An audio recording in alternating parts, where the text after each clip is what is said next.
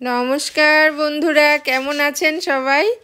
কি of cooking চ্যানেলে আপনাদের সবাইকে স্বাগত জানিয়ে চলে আসলাম আবারও নতুন একটা রেসিপি নিয়ে। তো আজকে আমি একদম কচি কর্ন দিয়ে খুব টেস্টি আর খুব উপকারী একটা রেসিপি তৈরি করব আমি। তো দেখতে থাকুন, সঙ্গে থাকুন। তো একদম কচি দুটো নিয়ে নিয়েছি আমি ভুট্টা। তো ভুট্টা আপনারা সবাই জানেন অনেক বেশি উপকারী আমাদের শরীরের জন্য। এখানে প্রচুর পরিমাণে ফাইবার থাকে, মিনারেলস থাকে, ভিটামিনস থাকে। তো এগুলোকে আমি প্রথম ছুটিয়ে নিয়ে একটা মিক্সিং জারে ঢেলে দিলাম আর একটা পেস্ট বানিয়ে নিয়েছি। যদি প্রয়োজন হয় তো সামান্য একটু পেস্ট করার সময় জলটা দিতে হবে। আর এখানে দিয়ে দিলাম সামান্য বাইন্ডিংসের জন্য 2 চামচ বেসন আর হলুদ গুঁড়ো, নুন, লঙ্কা গুঁড়ো, জিরে গুঁড়ো, ধনে গুঁড়ো সামান্য সামান্য পরিমাণে, আর সামান্য পরিমাণে দিয়ে দিলাম আদা আর রসুনের বাটা। তো এগুলোকে মিক্স করে নিয়ে আমি দিয়ে দিলাম সামান্য একটু তেল, যাতে সফট হয় বড়াগুলো। আর একটা থালে আমি ভালো করে একটু তেল ব্রাশ করে নিচ্ছি। ব্রাশ করে নিয়ে পেস্টটাকে একদম পাতলা করে থালের মধ্যে আমি ছড়িয়ে দিব। পাতলা করে দিতে হবে, খুব ভারী দিলে ভেতরটা হয়তো কাঁচাও থেকে যেতে পারে।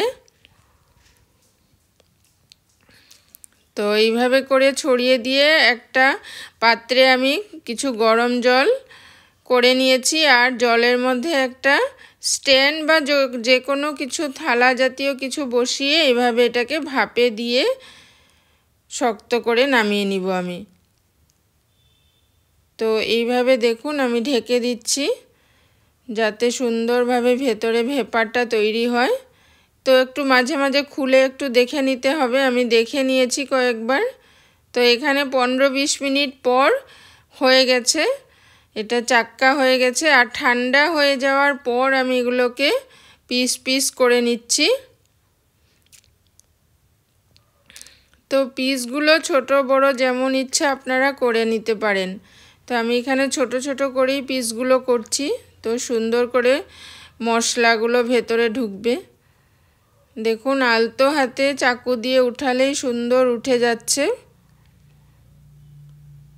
তো এখন এগুলোকে সবগুলোকে উঠিয়ে আমি তেলের মধ্যে একটু সময় খালি ভাজতে হবে। 1 মিনিট করে দুটো সাইড 2 মিনিট ভেজে নিলেই হয়ে যাবে।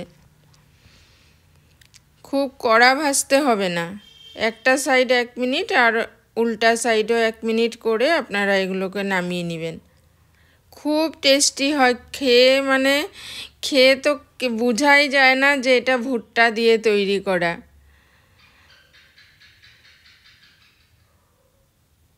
আর খুব একটা সময়ও লাগে না।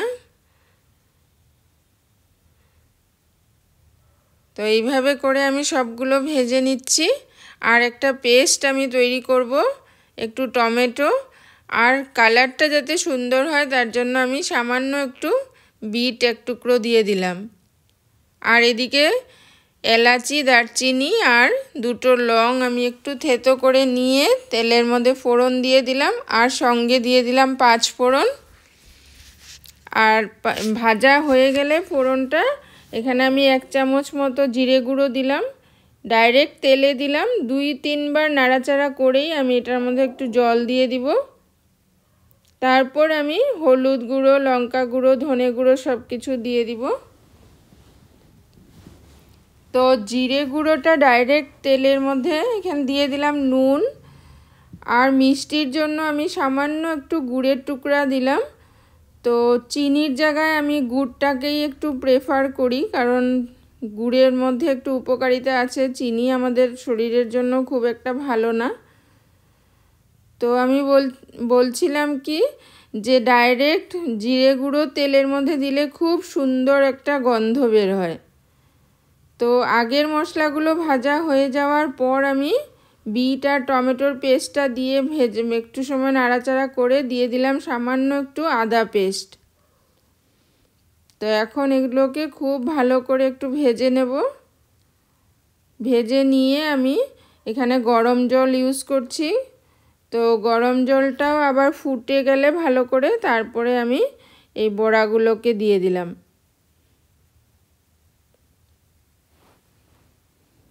তো বড়াগুলো দেওয়ার পর আমি স্টিমটা হাই রেখেই ফুটিয়ে নিব ভালো করে। তো দেখুন খুব টেস্টি হয়, আপনারা অবশ্যই বাড়িতে একবার ট্রাই করবেন। তো এইভাবে কয়েক মিনিট ফুটে যাওয়ার পর আমি ঘি দিয়ে গ্যাস বন্ধ করে ঢেকে রাখলাম। তারপর আমি সার্ভ করার জন্য রেডি।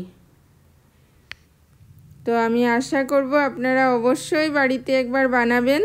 তো আজকের জন্য এখানেই, থ্যাংক ইউ।